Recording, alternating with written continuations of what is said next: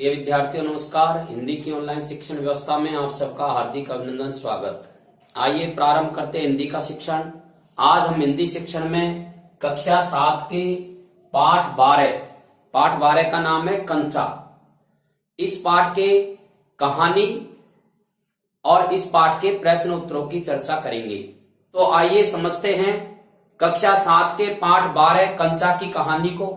विद्यार्थी के सामने ये समस्या रहती है कि संपूर्ण पाठ उसको कैसे याद रहे या संपूर्ण पाठ की कहानी उसको याद कैसे रहे। तो उसी दृष्टि से आज इस पाठ की संपूर्ण कहानी को हम दो प्रकार से समझेंगे। किसी भी कहानी को ध्यान में रखने के लिए, याद रखने के लिए उस कहानी के या तो पात्र ये हमको ध्यान में रहने चाहिए या उस कहानी की क्या क्या घटनाएं हुई हैं वो घटनाएं हमारे ध्यान में रहनी चाहिए। तो आज हम कक्षा 7 के पाठ 12 कंचा के कहानी को ध्यान में रखने के लिए इसे दो प्रकार से समझेंगे। उसका पहला प्रकार है पात्र परिचय और दूसरा प्रकार है घटनाएं। पाठ 7 की संपूर्ण कहानी को समझने के लिए इसे दो प्रकार से समझेंगे। एक प्रकार है पात्र परिचय और दूसरा प्रकार है घटनाएं। इस पाठ के अंदर ऐसे कौन कौन से पात्र आए हैं जिन्होंने इस पाठ को प्रभावित किया है या इसकी कहानी को आगे बढ़ाया है। दूसरी बात है इस पाठ के अंदर ऐसी कौन कौन सी घटनाएं हैं जिनके कारण से इस कहानी का यह स्वरूप बनकर के सामने आया है। तो पात्र परिचय की यदि हम बात करते हैं तो सबसे पहले हम इस पाठ के लेखक के बारे में ही बात करते हैं। इस पाठ के लेखक हैं टी पद्मनाभन।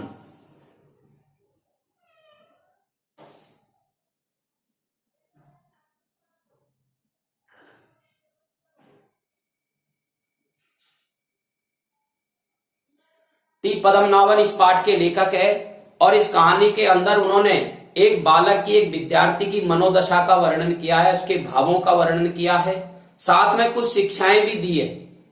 शिक्षा क्या है कि विद्यार्थी को पढ़ाई के समय पढ़ाई में अपना मन लगाना चाहिए और खेलने के समय खेलने में अपना मन लगाना चाहिए।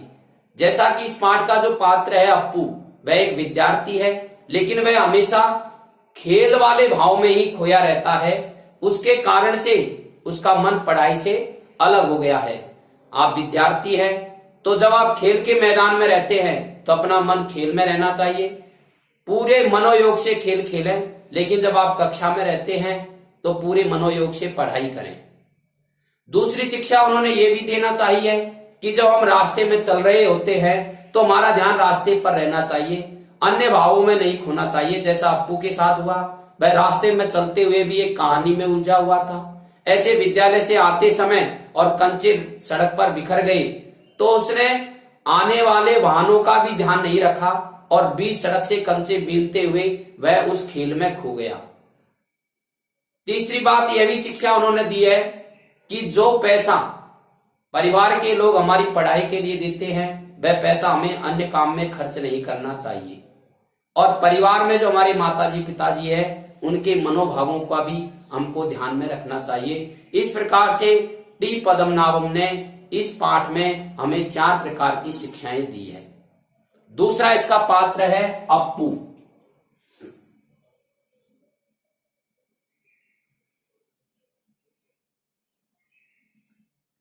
अप्पू इस कहानी का प्रमुख पात्र है। सारी कहानी इस अप्पू नाम का जो विद्यार्थी, अप्पू नाम का जो लड़का है, इसी से प्रारंभ होती है। अप्पू पर आकर के ही संपूर्ण कहानी खत्म हो जाती है। अप्पू एक इस प्रकार का विद्यार्थी है जिसकी खेलने में अत्यधिक रुचि है। वह खेलने के कारण से पढ़ाई से भी अपना मन हटा लेता है और पढ़ाई की जो फीस है उस फीस को भी वह खेलने के लिए काम में ले लेता है।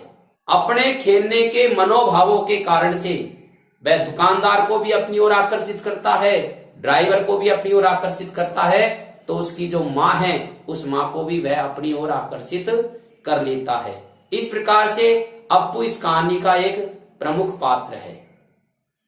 इस कहानी का दूसरा पात्र है जॉर्ज।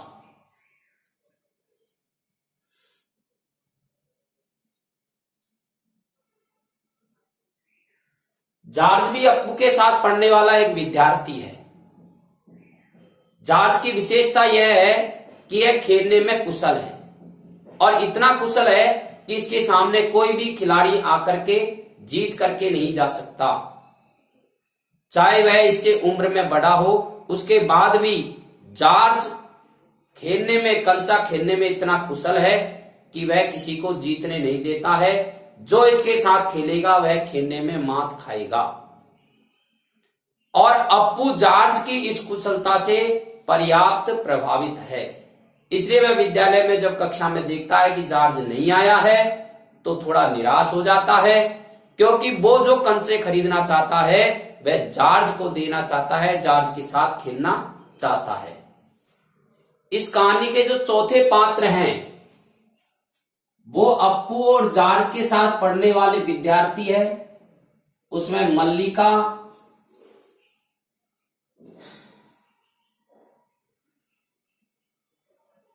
अम्मिणी, रामन, ये ऐसे विद्यार्थी है जो अप्पू और जॉर्ज के साथ कक्षाओं में पढ़ते हैं। तो इनका भी जिक्र इस कहानी में आया है। ये भी अप्पू को पढ़ने के लिए प्रेरित करते हैं और अवसर आने पर उसकी मजाक भी करते हैं। इस कहानी का एक जो पात्र है वह है मास्टर। अप्पू जिस कक्षा में पढ़ता है उस कक्षा के एक कक्षा अध्यापक हैं। इनका स्वभाव रोबीला है, पढ़ाई के प्रति पर्याप्त समर्पित है। जब ये पढ़ाते हैं और अप्पू को कहानी समझ में नहीं आती है तो उसको डांटते भी हैं, लेकिन सामान्य करने के लिए उसके साथ मजाक भी करते हैं। एक पात्र इस कहानी में दुकानदार भी है।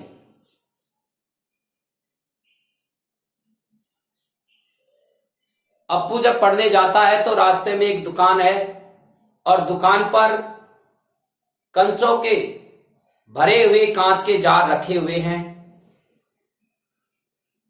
यह दुकानदार अप्पू के मनोभावों को नहीं समझ पाता है, उसको डांटता है। कहानी का एक पात्र है ड्राइवर।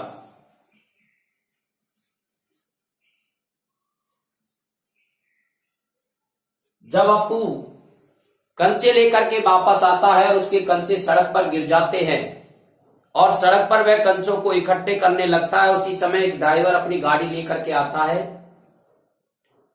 ड्राइवर को प्रारंभ में तो खीज होती है कि यह बालक बीच सड़क पर कंचे इकट्ठे कर रहा है, लेकिन जब अप्पू बहुत ही द्रवित भाव से उनके सामने देख करके कहता है कि कंचे अच्छे हैं, तो ड्राइवर भी अप्पू के भावों को समझ करके प्रभावित हो जाता है और मुस्कुरा देता है। इस प्रकार से इस कहानी के एक पात्र में ड्राइवर की अहम भूमिका है। कहानी के पात्रों में ही एक पात्र है मुन्नी।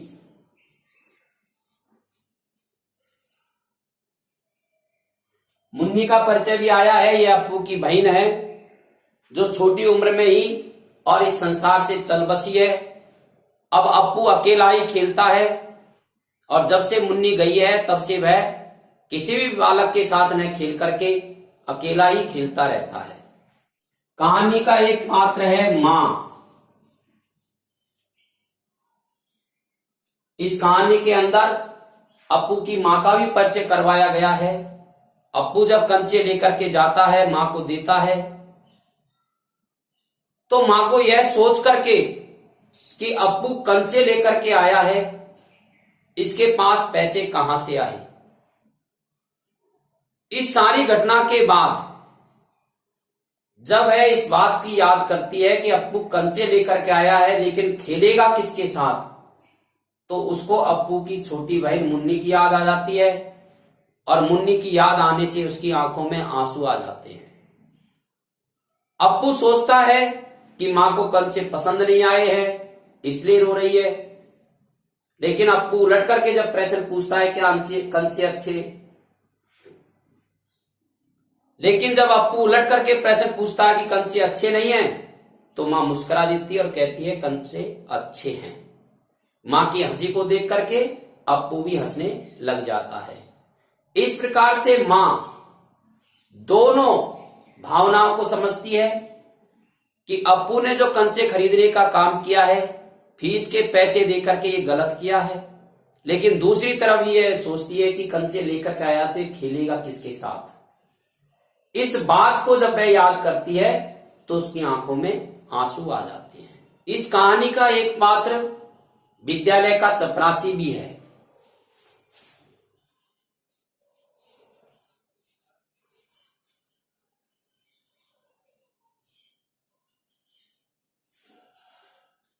जब कक्षा चल रही होती है तो चपरासी एक रजिस्टर लेकर के सूचना देने आता है कि जिन बालकों की फीस जमा नहीं हुई है वो अपनी फीस जमा करा करके जाएं। इस प्रकार से चपरासी का भी इस कहानी के अंदर परिचय आया है। इस कहानी के एक पात्र और हैं जो दृश्य रूप से सामने नहीं आए हैं, लेकिन उनका वर्णन यहां आया है। जब अप्पू जाता है विद्यालय के लिए तो वे कहानी में उलझा हुआ है, कहानी की कल्पना करते हुए जाता है, और कहानी है कौवे और सियार की।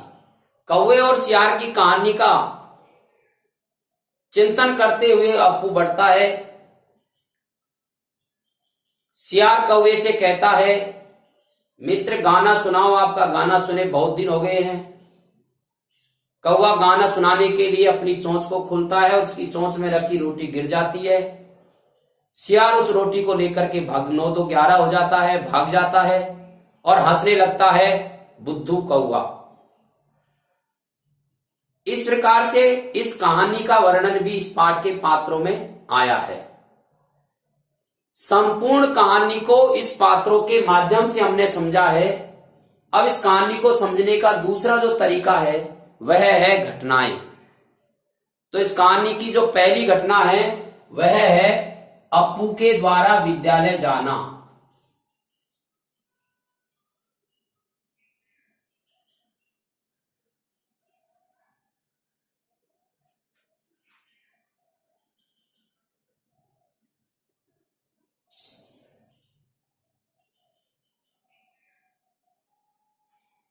कहानी प्रारंभ यहां से होती है कि अप्पू बस्ता टाके हुए कौवे और सियार की कहानी का स्मरण करते हुए पेड़ों की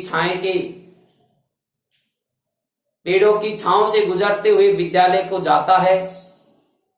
वह कहानी में इतना खोया हुआ है कि बस्ते की जो आवाज है वह भी उसे सुनाई नहीं देती है। कभी बस पुस्तकें छोटी शीशी से टकराती है तो कभी शीशी बस्ते से टकराती है, लेकिन ये सब बातें अप्पू को प्रभावित नहीं करती है। चलते चलते रास्ते में एक दुकान आ जाती है। वह देखता है कि दुकान पर कांच के बड़े बड़े जार रखे हैं। आज एक बड़ा जार रखा हुआ है। उस जार के अंदर कांच के कंचे रखे हुए हैं।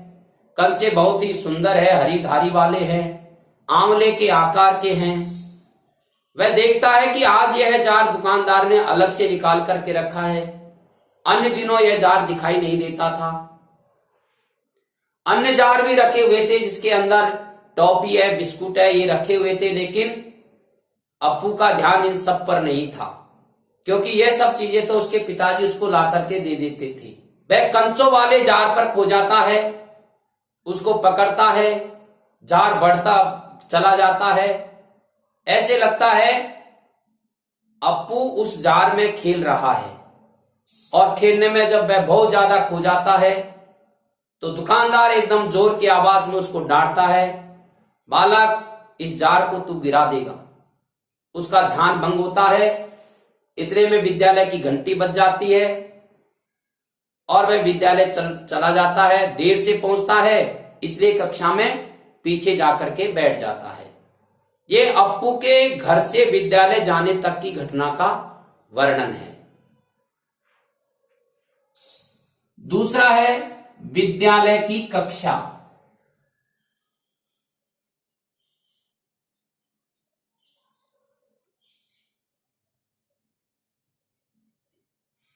अप्पू कक्षा में देर से पहुंचता है इसलिए पीछे की सीट पर जाकर के बैठता है, लेकिन अभी भी वह कंचों की कहानी में खोया हुआ था।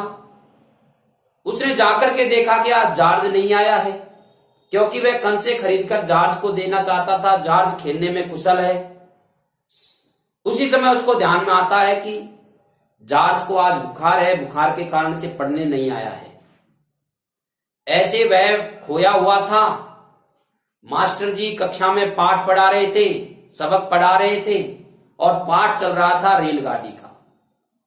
लेकिन जब मास्टर जी का ध्यान आया कि अप्पू का ध्यान पढ़ाई में नहीं है तो उन्होंने अप्पू को डांटा। एकदम अप्पू हड़बड़ाया और उसने अपनी पुस्तक खोली। मास्टर जी ने पूछा कि कौन सा सबक चल रहा है, तो अप्पू के मुंह से निकला कंचा। मास्टर जी समझ गए कि इसका ध्यान पढ़ाई में नहीं है। वे उसको पढ़ने के लिए प्रेरित करते हैं और उससे पूछते हैं तुम्हें क्या चाहिए, तो अप्पू के मुंह से आवाज निकलती है पैसे। मास्टर जी मजाक में कहते हैं क्या पैसों से रेलगाड़ी को खरीदेगा। इतने में ही विद्यालय का चपरासी आता है और सूचना देता है कि जिनकी फीस जमा नहीं हुई है वो अपनी फीस जमा करा करके जाएं। जो फीस लेकर के आए थे विद्यार्थी एक एक जाकर के फीस जमा कराते हैं। अप्पू भी अपनी फीस जमा कराने जाता है, देखता है कतार लंबी है। अभी भी वह अपना मन कंचों में लगाए हुए था। उसको लगा फीस में यहां जमा करा दूंगा, कंचे किससे खरीदूंगा, इसलिए बिना फीस जमा कराए वह वापस आ जाता है। हो जाती है और विद्यालय की छुट्टी हो जाती है। अब अप्पू विद्यालय से वापस घर की ओर आता है। तो तीसरी घटना होती है घर लौटते समय।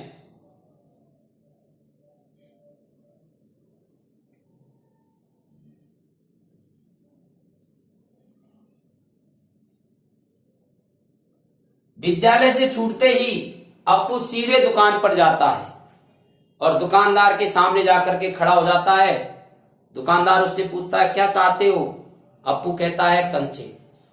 कितने में खरीदना, तो अप्पू अपनी फीस की जो राशि है वह राशि उसके सामने रख देता है। दुकानदार को आश्चर्य होता है, आज तक इतनी बड़ी राशि के कंचे किसी ने नहीं खरीदे थे। प्रारंभ में तो उसको उस बालक पर थोड़ा गुस्सा आता है, लेकिन उसके भावों को समझ करके और वह उसे कंचे देने के लिए तैयार हो जाता है। अप्पू ऐसा चाहता है कि संपूर्ण जार उसके पास आ जाए। दुकानदार एक थैली में अप्पू को कंचे रख देता है रास्ते में जाते हुए, और अप्पू चाहता है कि मैं कंचों को गिन लेता हूं। जैसे वह गिनने के लिए थैली को बाहर निकालता है, थैली से कंचे बाहर हो जाते हैं, सड़क पर फैल जाते हैं। अप्पू सब बातें भूल करके और कंचों को इकट्ठे करने लग जाता है, वहीं खेलने लग जाता है कंचों से। इसी समय गाड़ी आती है। ड्राइवर देख करके अचंभित होता है कि बीच रास्ते पर एक बालक कंचे गिन रहा है। प्रारंभ में उसे गुस्सा भी आता है, लेकिन अप्पू एक कंचा उठा करके ड्राइवर की ओर मुखातिब होकर के कहते हैं कि कंचे अच्छे हैं। ड्राइवर उसके भावों को समझ करके मुस्कुरा देता है और अप्पू अपने सारे कंचों को इकट्ठा करके घर पहुंच जाता है। अब घर पर क्या होता है, तो इसकी चौथी घटना है घर पर मां के साथ।